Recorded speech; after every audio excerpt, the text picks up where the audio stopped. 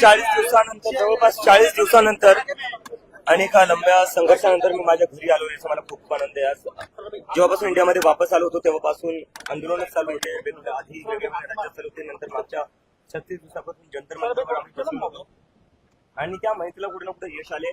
देशातल्या सगळ्या विद्यार्थ्यांचा विजय झालेला आहे, त्याबद्दल खूप आनंद आहे. आणि आज जवळपास 40 दिवसानंतर घरी येतोय, आईवडिलांना भेटतोय याचा मला खूप आनंद आहे.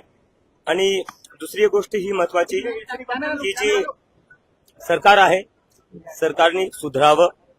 20 जुलैला जो तुम्ही रस्त्यावर रक्त वाहिलं स्टुडंट्सचं, ते अतिशय वाईट होतं.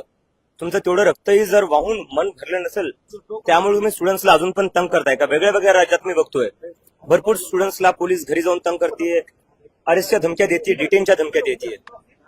ते स्टुडंट्स का आतंकवादी नाहीये, ते आपल्या देशाचं भविष्य आहे. आपल्या देशाच्या भविष्याला जर या सरकारला असंच तंग करायचं असेल तर ह्या स्टुडंट्सनी आता फक्त धर्मेंद्र प्रधानचा राजीनामा घेतलाय. उद्या जाऊन ते सरकारी बदलतील जर ही सरकार आता लाईनीवर आली नाही तर. धन्यवाद.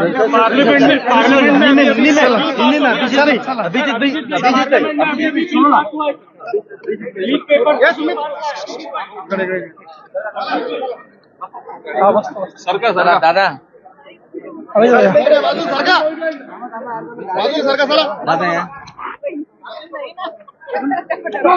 सरकार तुम्ही थोडासा विजय असो. अरे